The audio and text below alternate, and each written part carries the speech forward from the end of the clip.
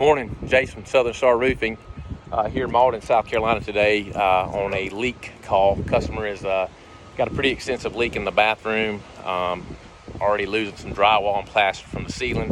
So I'm up on the roof trying to locate the vicinity in the area where that leak is happening. And there's a lot going on in this roof, in this area where the leak that is maybe causing that. There's something on the other side of the chimney that I've never seen before, but I'm gonna pan over and let you kind of see. But we've got a valley, of course, and we have two elevations that are sort of meeting right there. And we have another valley in this chimney. And then this little guy right here, a vent pipe that is coming out of the bathroom where the leak is. As you can see, you just don't want to see that when you go on a roof. It's just not the location that it should be.